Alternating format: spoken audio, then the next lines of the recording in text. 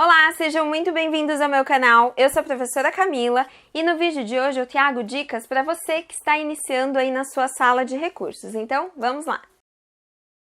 Estamos começando um novo ano com novas expectativas, novos projetos. Então, para você que está começando agora em sala de recursos, antes de colocar o pé na sala de aula, vai aí a primeira dica. Estude a base para lecionar na sala de recursos. O que seria essa base? Nada mais do que a legislação. Quem me conhece sabe que eu tenho essa pastinha com os meus formulários, com a legislação, tudo que eu preciso em relação à documentação na sala de recursos. Então, eu deixo isso aqui sempre no meu armário. O que eu tenho aqui? Além dos formulários meus, né, dos formulários que eu criei como padrão para o meu trabalho, eu tenho a Constituição Federal, a Lei de Diretrizes e Bases da Educação, eu tenho o Estatuto da Criança e do Adolescente, a Declaração de Salamanca, toda a documentação mundial, né, que fala sobre direitos da pessoa com deficiência, direitos da criança, né, e também a legislação específica aqui no estado de São Paulo, tá? Então, eu tenho a Resolução 68 de 2017, tem a instrução da Coordenadoria de Gestão de Educação Básica, que traz todo o documento que o professor tem que preencher, tá? Então, essa papelada é sempre bom ter em mãos para caso tenha alguma dúvida, caso tenha algum conflito de papéis, né? Muitas vezes, quando a gente começa numa escola ou quando começa, de fato, na educação, algumas pessoas podem pedir para você fazer cumprir papéis que não são seus, né? Então, fica numa sala de eventual, você tá sem aluno, vem aqui ajudar em alguma coisa. Então, peraí, vamos ver aqui na legislação o que compete ao professor da sala de recursos, para a gente não acabar confundindo os papéis, né? A família tem um papel, o professor tem outro, a escola, de modo geral, tem um papel fundamental, né? Mas qual é a função de cada um, até onde a gente pode ir? Para de fato não confundir os papéis. Dica número 2. Verifique o espaço, a localização da sala e a lista de alunos. Qual é a ligação entre esses 3 pontos? A acessibilidade. Então, quando você chegar na sua escola, antes de ficar esperando alguém te apresentar os espaços, já vai fazer um tour, né? Verifica quais são as possibilidades de acesso para todos os alunos. Então, onde a sua sala está localizada? O ano passado eu trabalhei numa escola em que a sala estava no 2º andar de um prédio, sem acessibilidade.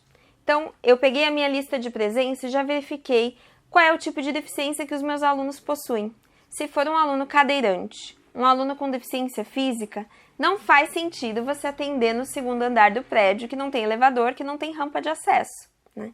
Então, quando você fizer esse tour na escola, você já vai verificar quais são os espaços livres. Então, se eu tenho um aluno cadeirante, eu não vou atender na sala de recursos. Eu vou pegar todo o material naquele dia específico que o aluno for frequentar e vou levar para um outro espaço, que pode ser uma sala de vídeo, uma sala de leitura, uma sala de informática, qualquer espaço que ofereça a acessibilidade para o aluno. Dica número 3. Avaliação inicial e reunião com a família sempre individual. Por mais que você tenha experiência com o público, com reunião de pais, com diferentes alunos, a gente nunca sabe o que esperar na sala de recursos quando a família vem com uma demanda emocional muito grande. Pode ser que a família chore, pode ser que a família demonstre alguma raiva, algum receio, né? Nesse primeiro contato com os pais é onde a gente vai conhecer a história daquela criança, que pode ser uma história positiva, uma criança esperada, desejada, que tem o apoio dos pais, ou não. Uma criança que não foi desejada, que as condições da gravidez foram muito ruins, que, né, ofereciam riscos para a mãe, para a criança. Então, como a gente nunca sabe o que esperar, para evitar constrangimento, para evitar omissão de informações, faça sempre individual. Até porque cada detalhe é importante anotar. Cada detalhe que a família trouxer, que nós fizermos essa escuta, vai contar para a gente conhecer quem é aquela criança, tá? Da mesma forma, a avaliação com a criança, a avaliação inicial. Quando a gente tem que fazer uma avaliação com 2, 3, 4 crianças, é muito difícil, porque você não tem contato nenhum com aquela criança, você nunca viu. Às vezes tem uma mais agitada, às vezes tem uma que é um pouco mais agressiva. Então, vamos conhecer um de cada vez. Eu já precisei fazer avaliação rápida, urgente, demanda judicial de 2, 3 crianças ao mesmo tempo. O que acontece? Sempre tem uma mais espertinha que vai fazer rapidinho, a outra vai ficar olhando, então ela vai ser contaminada pelo que o primeiro está fazendo, né? Então, para evitar confrontos, se tiver uma criança agressiva que joga tudo, que bate, que vai para cima, ou também para evitar essa contaminação, faça essa avaliação individual. Vai dar um resultado muito melhor. Você consegue ir anotando algumas coisas ali aleatórias, né? Algumas informações, se a criança é destra, se ela é canhota. Tudo que você conseguir observar, você já consegue anotar quando tem uma criança. Quando tem mais, tem que ser tudo muito rápido. Então, não dá para anotar e acaba perdendo alguns detalhes. Então, reunião com a família e avaliação inicial sempre individual. Dica número 4. Organize seu quadro de horários. A organização é sempre muito importante na sua vida funcional, na sua vida ali diária na sala de aula, né? Todo mundo já sabe disso. Mas na sala de recursos, quando a gente lida com públicos diferentes, né? Entre um aluno, sai outro, tem que ter muito cuidado, muita cautela para organizar esses horários. Eu tenho aqui o exemplo de um quadro de horários da minha escola do ano passado, não tem o nome da escola, não tem informação, somente o primeiro nome dos alunos e o dia, né? Aqui os horários e os dias da semana. Então, eu tinha aula de segunda a sexta-feira, cada dia da semana um grupo de alunos. Então, na segunda eu atendi esses alunos, terça-feira é um dia que eu costumo deixar para atendimento ao público, para novas avaliações, para atender professores da escola que estejam com dificuldades, para entrar em contato com alunos meus que frequentam outras escolas. Na verdade, a gente faz um pouco de tudo nesse dia, né? Eu costumo deixar o dia inteiro, né? Vocês conhecem, já viram outros vídeos, sabem que na legislação, a cada 10 aulas, 2 atendimentos aqui no estado de São Paulo são destinados para esse tipo de atendimento ao público, né, da escola, de outra escola, e novas avaliações, né, enfim. Quarta-feira, outro grupo, quinta, sexta, né. Nessa escola, eu não tive nenhum problema em relação ao quadro de horários. Mas na outra escola que eu trabalhava no período da tarde, eu tive um pequeno problema, porque a gente não pode deixar que um invada o espaço do outro, o horário do outro. Eu tinha um aluno maravilhoso, com certeza ele vai assistir esse vídeo, que ele tinha ele era o primeiro aluno de quarta-feira. E eu atendia ele individual porque é um caso específico, um aluno hiperativo, com transtorno opositor. Então, tem que ter muita cautela. É difícil colocar aluno individual, mas tem casos que a gente realmente precisa, tá? O que aconteceu? O aluno que viria no segundo horário chegou mais cedo. Só que a escola liberou a entrada dele direto para a sala. Por isso que eu deixo sempre esse quadro de horários na secretaria, na coordenação. Aliás, eu passo pedindo carimbo de todo mundo e deixo uma cópia em cada lugar. Porque se meu aluno chegar mais cedo, eu peço para ele aguardar um pouquinho, dependendo do caso, tá? Nesse caso específico, gerou um problema, porque o aluno do segundo horário se confundiu no dia, no horário, e chegou mais cedo invadindo o espaço do outro, né? O primeiro aluno entrou num conflito, porque eu era professora só dele. Como que o outro entrou na sala? Como que eu ia dar aula para outro aluno, né? Então, há casos de alunos opositores que a gente pode colocar duplas, até pequenos grupos, mas alguns casos não dá. Você tem que atender individual. Assim, os primeiros atendimentos, faça individual até você conhecer aquele aluno antes de colocar com uma outra dupla, tá? E mesmo assim, às vezes a gente acaba errando e colocando grupos que não se bicam, né? Esse primeiro aluno do primeiro horário, ele não esquece disso e ele vive me falando, porque aquele seu aluno principal, você gosta mais dele, né? Então tem que ter muito jogo de cintura para você conseguir mediar esses confrontos que acontecem, né? Então, se é um aluno agressivo, pode ir para cima do outro. Então, a gente tem que ter esses horários muito bem estabelecidos. Quais são os alunos que, se chegar mais cedo, chegando, pode entrar na sala. E quais são os alunos que não dá para fazer isso. Então, organizar o horário é essencial para evitar esse tipo de conflito. Dica número 5. Mantenha contato com toda a equipe escolar. Não somente com os professores, né? Como é de costume. Professor, conversa com o professor. Não, a gente tem que conversar com todos os funcionários da escola, seja da porta de entrada na secretaria, com a coordenação, com a direção, com os inspetores e até mesmo com os agentes de limpeza, as merendeiras. Todos os funcionários são importantes para a gente conhecer o nosso aluno. Às vezes tem professor de sala regular que não conhece, nem sabe o nome daquele aluno que é especial, né? Acaba já colocando um rótulo, aquele aluno assim, mas não sabe o que o aluno faz, como que ele é, como que ele interage, né? E muitas vezes o inspetor de aluno que está ali no pátio, nos intervalos, a merendeira, conhece muito mais o aluno do que o professor. Então vamos manter sempre contato. Às vezes, se aquele seu aluno que é tranquilo teve uma crise, a inspetora já vai te ver e já vai falar, fulano teve uma crise, o que será que aconteceu, né? Então, a gente já vai conhecendo quais são as relações do nosso aluno. Então, manter contato com toda a equipe escolar é essencial. Dica número 6. Cuidado com as informações pessoais do aluno.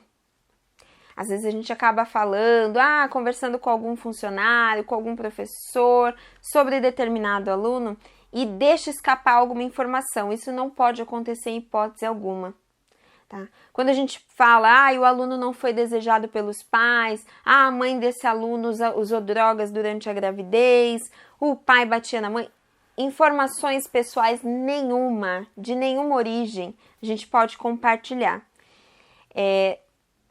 Tem que ter muito zelo com isso, tá? Para não criar novos rótulos ou dar novos motivos para aquele aluno ser taxado.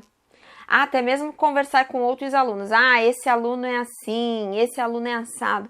A gente não pode fazer isso. Tem que preservar a criança, o jovem, o adolescente, de todas as formas possíveis. Então, evite dar informações a terceiros sobre aquela criança. Dica número 7. Apresente-se aos demais professores. É claro que quando você chegar, o coordenador ou a direção já vai falar, olha, esse é o professor, professora da sala de recursos.